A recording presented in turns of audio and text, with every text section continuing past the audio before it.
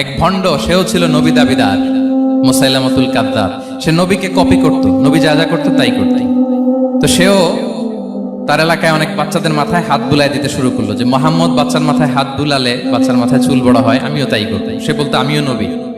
সে বলতো নবু আনি শুনলি ওয়ানি শুনলাকে মোহাম্মদ, হে মোহাম্মদ, নবু তোমার অর্ধেক আমার অর্ধেক। কি মামুর বাড়ির আবদার দেখছেন? বলে আমারটা আমাকে বুঝিয়ে দাও। তো নবীকে কপি করত। বিশ্বনবী কুয়ার মধ্যে লোনা পানির কুয়ায় থুতু ফেললে মুহূর্তে লোনা পানির কুয়া মিঠা পানির কুয়ায় পরিণত হতো। এই বদমাসটা যখন কপি করে থুতু মারছে ওদের এলাকার কুয়ায়, ওটা ছিল মিঠা পানি, ওটা মুহূর্তের মধ্যে লোনা পানির কুয়া হয়ে গেছে। তো বিশ্বনবীকে কপি করে সে তার এলাকার নবজাতক বাচ্চাদের মাথায় যখন হাত বুলিয়ে দিতে শুরু করলো, পরবর্তীতে দেখা গেল ওই বাচ্চাগুলো আজীবন ছিল টাক মাথা। চুল বাড়বে তো দূরের কথা, এদের মাথায় চুলই ওঠে নাই। আল্লাহু আকবার, মুআজিজাতুন নবী। বিষ্ণু মাথায় হাত বুলিয়ে দিতেন, বাচ্চাদেরকে চুমু খেতেন।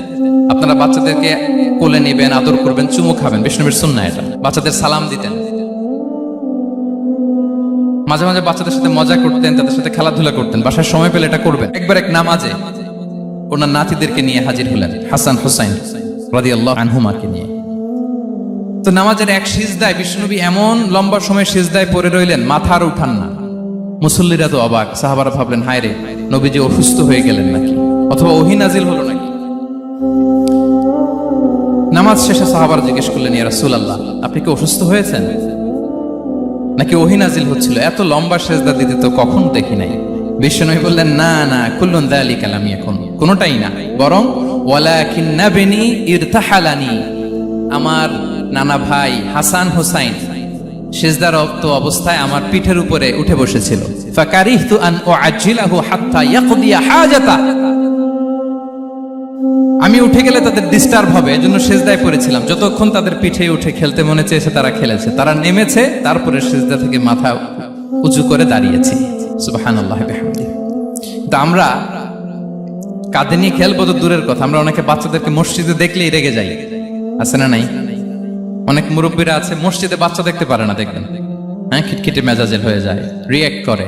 আলহামদুলিল্লাহ গত অনেক বছর ধরে বাংলাদেশে এটা নিয়ে আমরা কন্টিনিউয়াসলি বলেছি যে না, শিশুদেরকে আপনারা মসজিদে আসলে ধমক দিবেন না। ভুল করলে, আওয়াজ করলে, চিৎকার করলে তাদেরকে বকা দেওয়া যাবে? বলেন।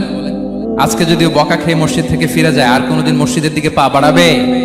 ও যাবে ক্লাবে, হ্যাঁ, ও যাবে গানের কনসার্টে, আর ফেরাতে পারবেন মসজিদে? আর আসবে না। খবরদার, আপনার একটা ধমকের কারণে মসজিদমুখী কোনো শিশু যেন অন্যদিকে না যায়। বুঝাবেন যে আব্বু, এটা আমাদের ইবাদতগাহ, পবিত্র জায়গা, কিন্তু দুষ্টামি করতে হয় না, আওয়াজ করতে হয় না, আল্লাহ তোমাকে অনেক গুনাহ দিবে। গুনার ভয় দেখালে কিন্তু বাচ্চারা দুষ্টামি করে না, দেখবেন। ঠিক কিনা বলেন? এই সেন্সটা তাদের আছে, এভাবে বুঝাবেন।